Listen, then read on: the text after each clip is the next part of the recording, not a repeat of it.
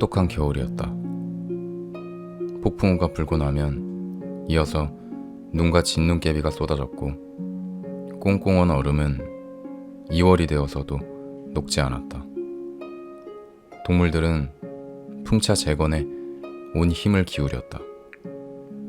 그들은 바깥 세상에서 자신들을 주시하고 있으며 풍차가 제때 완공되지 않으면 시기심 많은 인간들이 기뻐 승리감에 도취될 것임을 너무나 잘 알고 있었다. 그러나 인간들은 스노우볼이 풍차를 무너뜨렸다는 것을 믿지 않는 척했다. 그들은 풍차의 벽이 너무 얇아서 무너진 것이라고 말했다. 동물들은 사실이 그렇지 않다는 것을 알고 있었다. 하지만 동물들은 저번에는 전과 같이 18인치로 하지 않고 벽 두께를 3피트로 짓기로 했다. 그것은 돌을 그만큼 더 많이 모아야 한다는 뜻이기도 했다. 채석장에는 오랫동안 눈이 쌓여 있어서 아무 일도 할 수 없었다. 계속되는 건조하고 추운 날씨에도 약간의 진척은 있었지만 일은 너무나도 힘들었다. 동물들은 그 일에 대해 예전처럼 희망을 느낄 수 없었다. 그들은 언제나 추웠고 배까지 고팠다. 복서와 클로버만이 용기를 잃지 않고 있었다. 스킬러가 봉사의 기쁨과 노동의 위대함에 대해 멋진 연설을 늘어놓았지만 다른 동물들은 복서의 힘과 내가 좀 더 일한다는 불굴의 외침에서 오히려 더 큰 힘을 얻었다. 1월이 되자 식량이 바닥났다. 옥수수 배급량이 크게 줄었고 이를 보충하기 위해 감자를 더 나눠준다는 발표가 났다. 그러나 알고 보니 감자는 저장할 때 흙을 충분히 두껍게 덮어주지 않아서 감자더미 거의 대부분이 얼어 있었다. 물렁물렁하고 변색된 감자들은 겨우 몇 개만 먹을 수 있는 상태였다. 동물들은 며칠 동안 겨와 근대밖에 먹을 것이 없었다. 굶주림이 눈앞에 닥친 것 같았다. 그러나 이 사실을 바깥 세상에 감출 필요가 있었다.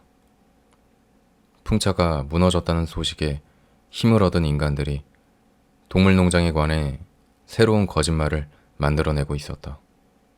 또다시 인간들은 동물농장에 있는 동물들이 기아와 질병으로 죽어가고 있으며 끊임없이 자기들끼리 싸우고 서로 잡아먹고 새끼들까지 죽인다는 소문을 퍼뜨렸다. 나폴레옹은 농장의 식량 상황에 관한 실상이 알려질 경우 일어날 나쁜 결과에 대해 잘 알고 있었다. 그래서 그는 휜퍼씨를 이용해 그것과 반대되는 인상을 퍼뜨리기로 결심했다.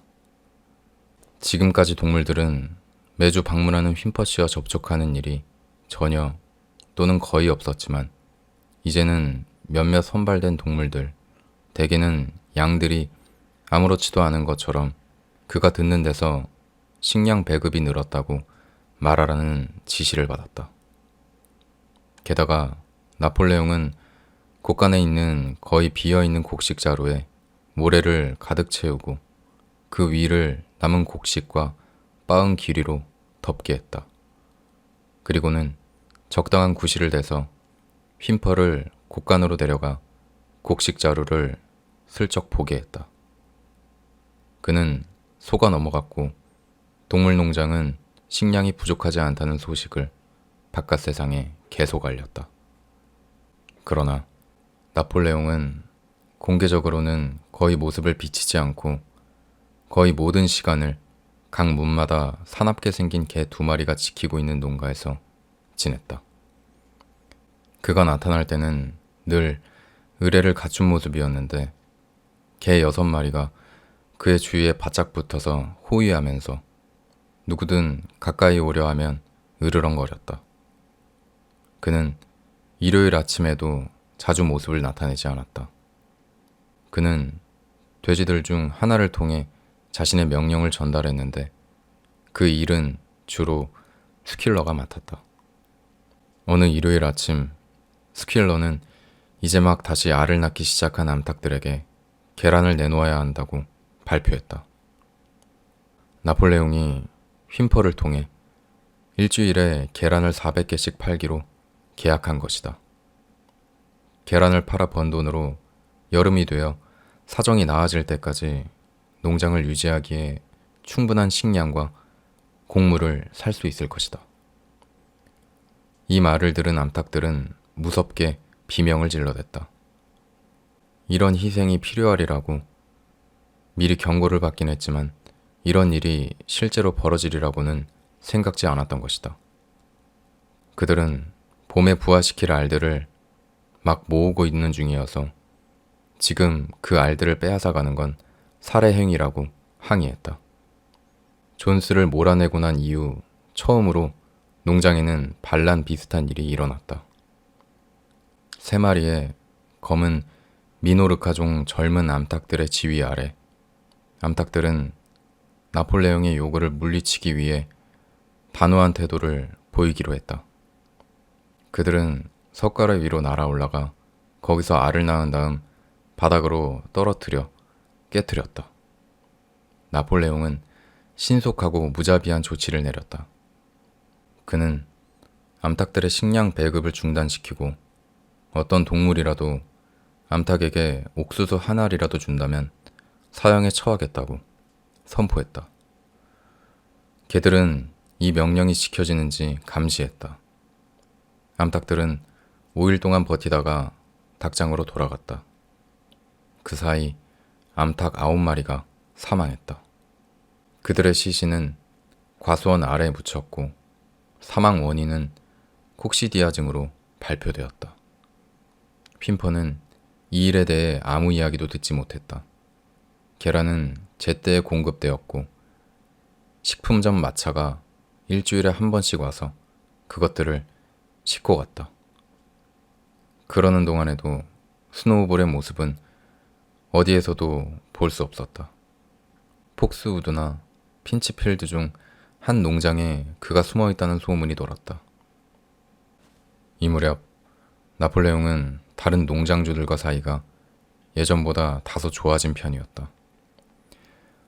마침 농장 마당에는 10년 전 너도밤나무 숲을 베어냈을 때 쌓아둔 목재 한 더미가 있었다. 세월이 흐르는 동안 목재는 잘 말라 있었고 휜퍼는 나폴레옹에게 그 목재를 팔라고 조언했다. 필킹턴 씨와 프레데릭 씨 모두 그 목재를 사고 싶어 한다는 것이었다. 나폴레옹은 마음을 정하지 못한 채 그 두 사람 사이에서 망설이고 있었다. 그가 프레데릭과 계약하려고 하면 스노우볼이 폭스우드 농장에 숨어 있다는 소리가 들렸고 필킹턴에게 마음이 기울려고 하면 스노우볼이 핀치필드 농장에 있다는 말이 들려왔다. 이른 봄 어느 날 깜짝 놀랄 만한 일이 밝혀졌다. 스노우볼이 야밤에 몰래 농장을 드나들었다는 것이었다. 동물들은 마음이 너무나 어수선해서 잠을 이룰 수가 없었다. 매일 밤 그가 어둠을 틈타 기어들어와 온갖 나쁜 짓을 저질렀다는 것이었다. 그가 옥수수를 훔쳐가고 우유통을 엎고 계란을 깨뜨리고 묘목을 짓밟고 과일나무의 껍질을 갉아먹었다는 이야기였다. 무슨 일이든 잘못되면 스노우볼 탓으로 돌리게 되었다. 유리창이 깨지거나 하수도가 막혀도 간밤에 스노우볼이 들어와서 저지른 짓이라고 누군가 꼭 한마디를 했고 곳간 열쇠를 잃어버려도 스노우볼이 열쇠를 우물 속에 던져버린 거라고 모두들 한결같이 믿었다. 정말 희한한 것은 잃어버렸다던 열쇠가 곡식 부대 아래에서 발견되어도 그들은 여전히 스노우볼을 의심했다. 암소들은 스노우볼이 외양간에 숨어 들어와 그들이 자고 있는 사이에 젖을 짜갔다고 이구동성으로 주장했다. 그해 겨울 골칫거리였던 쥐들에 대해서도 스노우볼과 한편이라는 이야기가 나왔다. 나폴레옹은 스노우볼이 저지른 짓을 철저히 조사한다고 선포했다. 그는 개들을 거느리고 다니면서 농장 건물을 주의 깊게 돌아보며 조사했고, 다른 동물들은 적당한 거리를 두고 그 뒤를 따랐다. 나폴레옹은 몇 발짝 걷다가는 멈춰서서 스노우볼에 발자국이 있는지 코를 땅에 대고 킁킁거리며 냄새로 알아볼 수 있다고 말했다. 그는 헛간, 외양간, 닭장, 채소밭 할 거 없이 농장 구석구석의 냄새를 맡아보고 거의 모든 곳에서 스노우볼의 흔적을 발견했다. 그는 코를 땅에 대고 몇 번 깊이 냄새를 맡고는 스노우볼이야. 그놈이 이곳에 왔다 갔군. 분명히 그놈의 냄새야. 라고 무서운 소리로 외치곤 했다. 스노우볼이란 단어만 들어도 개들은 모두 이빨을 드러내며 소름 끼치는 소리로 으르렁거렸다. 동물들은 완전히 공포에 휩싸였다. 그들에게는 스노우볼이 눈에 보이지 않는 영향력 같은 것으로 그들을 둘러싼 공기 속으로 파고들어와 온갖 위험들로 그들을 위협하는 것처럼 느껴졌다. 저녁 때 스퀼러가 모두를 모아놓고 얼굴에 놀란 표정을 지으며 중대한 소식이 있다고 말했다. 동무들, 스퀼러는 약간 신경질적으로 펄쩍 뛰며 말했다. 무시무시한 일이 발견되었소. 스노우볼은 지금도 우리를 습격하여 농장을 빼앗으려고 하는 프레데릭에게 자기 자신을 팔았습니다. 습격이 개시되면 그가 안내자 역할을 맡을 것이라고 합니다. 그런데 그것보다 더 놀라운 사실이 있습니다. 우리는 스노우볼이 단순히 허영심과 야망 때문에 우리를 배반했다고 생각했습니다. 그러나 우리가 틀렸습니다. 동무들, 진짜 이유가 무엇이었는지 아십니까? 스노우볼은 처음부터 존스와 한패였던 겁니다. 그는 줄곧 존스의 비밀 정보원이었습니다. 그가 남겨두고 간 문서가 지금 막 발견되었는데 그것이 모든 사실을 증명해주고 있습니다. 동무들, 내 생각에는 이것이 많은 것을 설명해줍니다. 다행히 실패하기는 했지만 그가 외양간 전투에서 어떻게 우리를 패배시켜 파멸하려고 했는지 우리가 직접 보지 않았습니까? 동물들은 놀라 어안이 벙벙했다. 그것은 풍차를 파괴한 것보다 훨씬 더 악독한 짓이었다. 그러나 동물들이 스퀼러가 한 말을 완전히 이해하는 데는 시간이 좀 필요했다. 그들은 스노우볼이 외양간 전투 때 선두에서 공격하고 고비마다 자신들을 격려하고 용기를 주었으며 존스의 총알로 등에 부상을 입었을 때에도 잠시도 쉬지 않고 싸웠던 것을 자신들이 기억하거나 적어도 기억하고 있다고 생각했다. 처음에는 그런 일들과 그가 존스 편이었다는 사실이 서로 어떻게 부합되는지 이해가 잘 되지 않았다. 질문을 거의 하지 않는 복서조차도 혼란스러웠다. 그는 아빠를 괴고 앉아 눈을 감고 생각을 정리해 보려고 애를 썼다. 그가 말했다. 그 말을 믿을 수 없습니다. 스노우볼은 외양간 전투에서 용감하게 싸웠습니다. 내 두 눈으로 똑똑히 그를 보았습니다. 전투가 끝나자마자 우리는 그에게 동물 영웅 1등 훈장도 수여했지 않습니까? 동무들, 그것은 우리 실수였소. 발견된 비밀 문서에 모두 적혀 있는 것으로 이제야 안 것이지만 그는 사실 우리를 꿰어서 파멸시키려고 했던 것이오. 그러나 그는 부상까지 입었습니다. 우리 모두 그가 피 흘리며 달려가는 것을 보았지 않소. 복서가 말했다. 그건 그의 작전의 일부였습니다. 라고 스킬러가 외쳤다. 존스의 총알은 그를 스치기만 했습니다. 여러분이 읽을 줄만 안다면 제가 그 문서를 보여줄 수도 있습니다.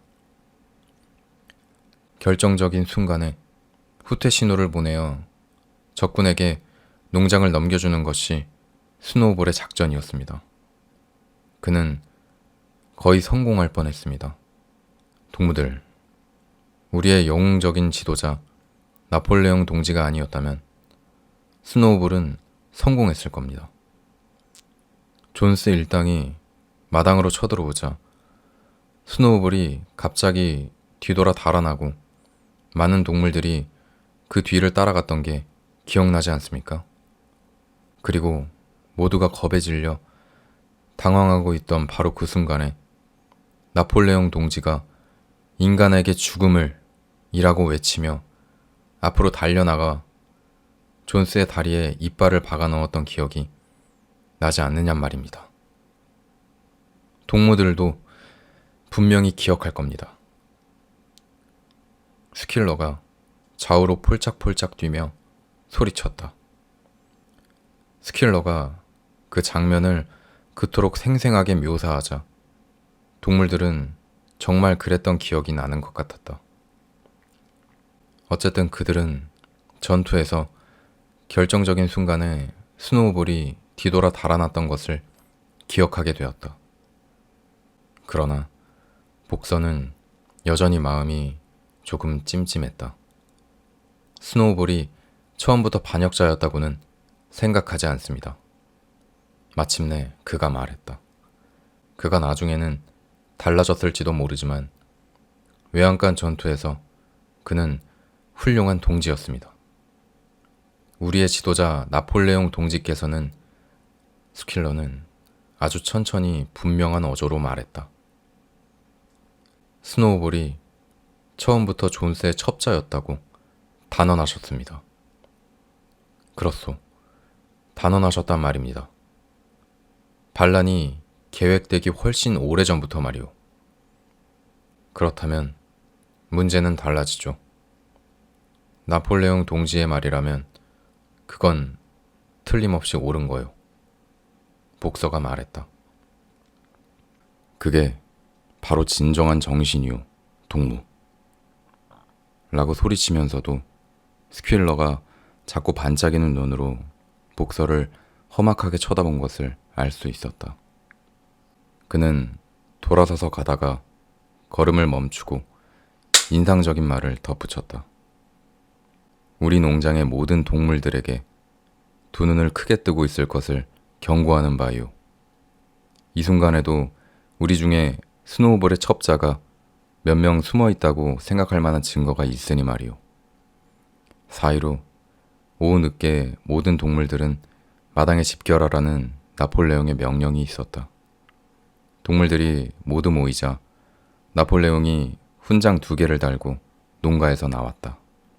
그의 둘레에는 9마리의 개들이 이리저리 뛰어다니며 으르렁거려서 모든 동물들의 등골을 오싹하게 했다.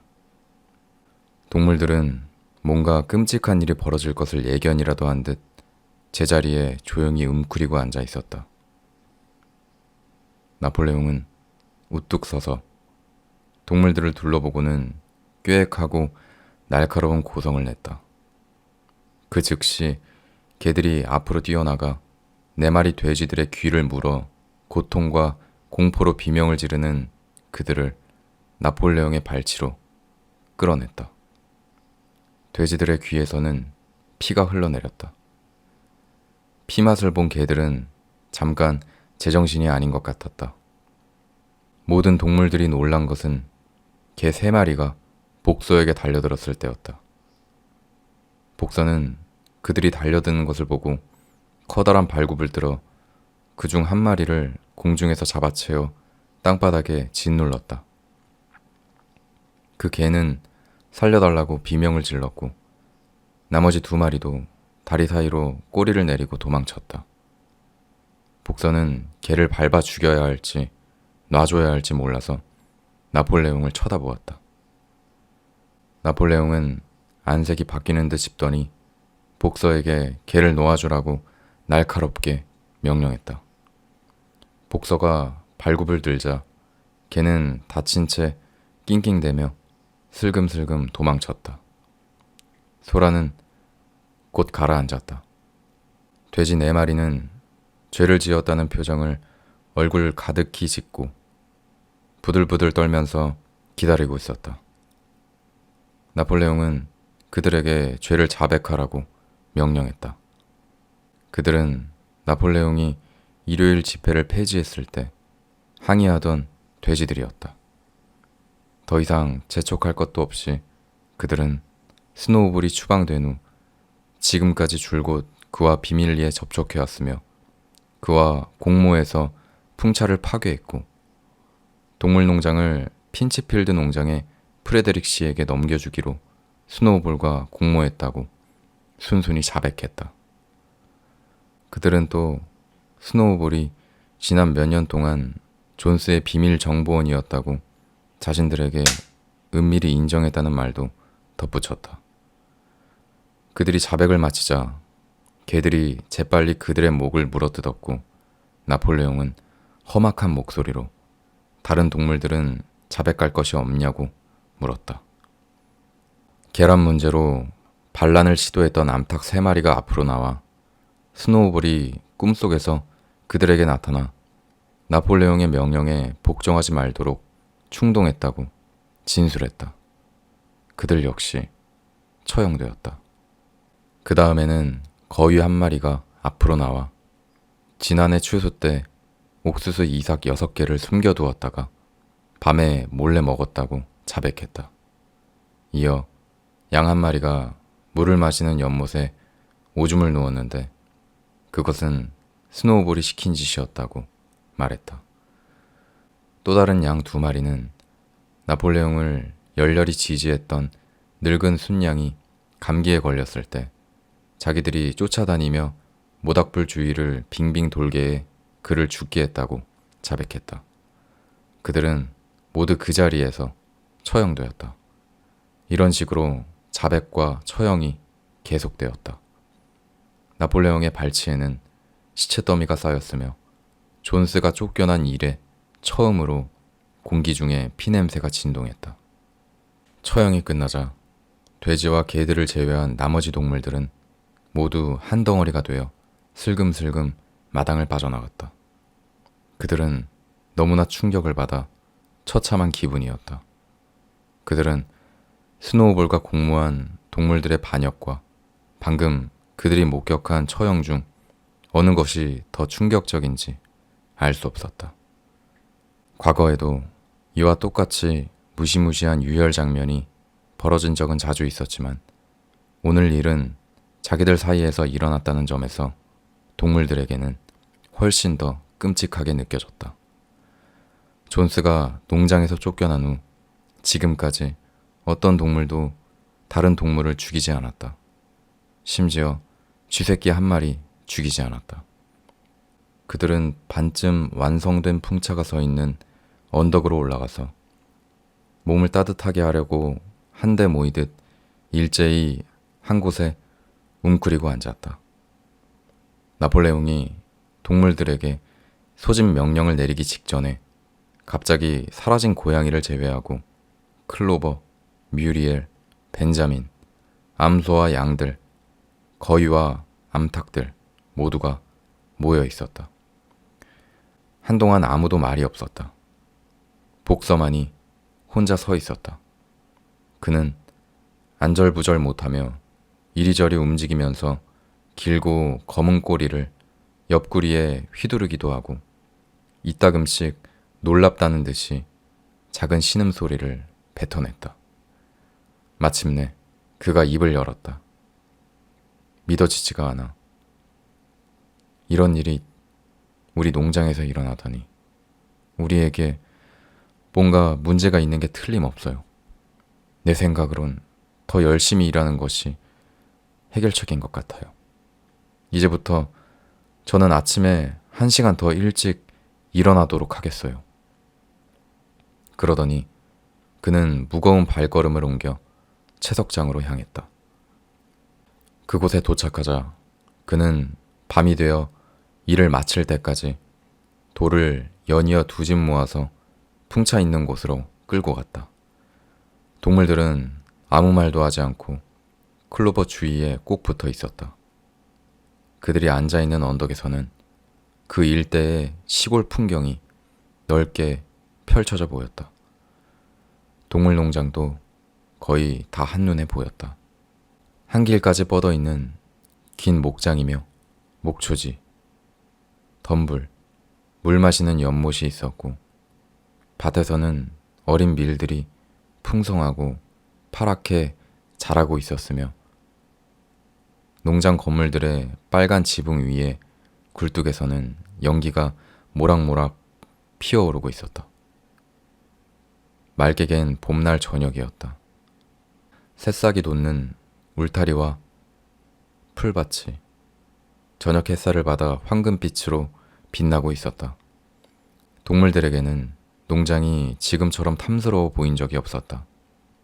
그리고 이곳이 그들 자신의 농장이며 한 치의 땅까지 모두 자신들 소유라는 데에 생각이 미치자 동물들은 새삼 놀라웠다. 언덕 아래를 내려다보는 클로버의 눈에 눈물이 고였다. 이 같은 공포와 사륙의 장면들은 메이저 영감이 봉기하라고 그들을 처음 선동했던 그날 밤에는 예상치 못했던 것이다. 그녀 자신이 그렸던 미래의 모습은 모든 동물들이 기아와 채찍에서 해방되어 모두가 평등하고 각자 자기의 능력에 따라 일하며 메이저가 연설하던 날 밤 어미 없는 오리 새끼들을 자신이 앞다리로 감싸주었던 것처럼 강한 자가 약한 자를 보호해주는 그런 동물 사회였다. 그러나 현실이 왜 그렇게 된 건지 그녀는 모르지만 아무도 자기 속마음을 말할 수 없고 사납게 으르렁거리는 개들이 돌아다니며 다른 동지들이 충격적인 범행을 자백한 후에 갈기갈기 찢겨 죽는 것을 보아야 하는 그런 시기가 온 것이다. 그녀에게 반란이나 불복종에 대한 생각이 든 것은 아니었다. 존스 시절보다 지금이 훨씬 더 낫다는 것을 그녀는 알고 있었고 무엇보다도 인간들이 되돌아오지 못하게 할 필요가 있다는 것도 그녀는 알고 있었다.